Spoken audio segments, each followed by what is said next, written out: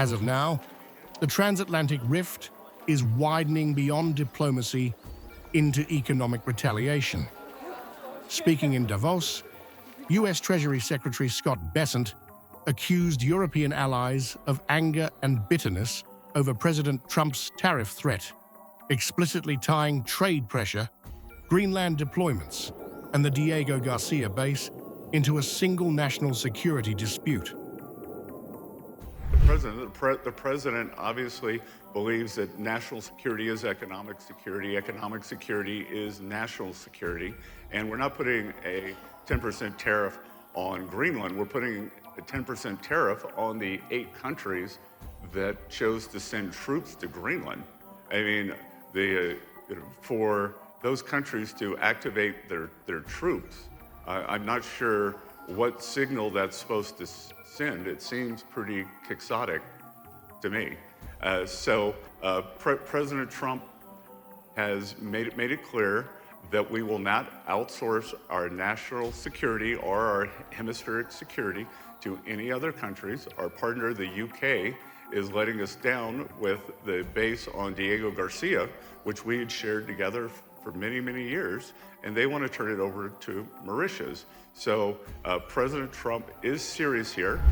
A diplomatic settlement has erupted into a transatlantic crisis after Donald Trump accused Britain of weakness over its Chagos Islands deal, turning a legal handover into a geopolitical flashpoint. The US president says the move proves allies are failing to protect strategic territory and links it directly to his demand for American control of Greenland. Shockingly, our brilliant NATO ally, the United Kingdom, is currently planning to give away the island of Diego Garcia, the site of a vital US military base, to Mauritius, and to do so for no reason whatsoever. The UK giving away extremely important land is an act of great stupidity and is another in a very long line of national security reasons why Greenland has to be acquired. The row centers on the Chagos Islands in the Indian Ocean, home to Diego Garcia, one of the most important US military bases in the world. Britain has agreed to transfer sovereignty to Mauritius while leasing the base back for 99 years at a cost of more than $100 million annually. Trump says the deal hands away power and invites rivals in. Trump's outburst marks a sharp reversal from Washington's earlier position, after his own administration publicly endorsed the agreement.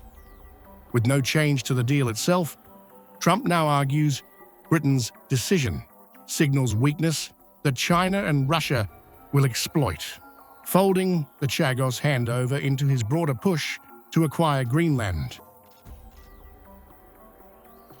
Prime Minister Keir Starmer has tried to calm the fallout, rejecting trade retaliation and insisting alliances are built on cooperation, not coercion.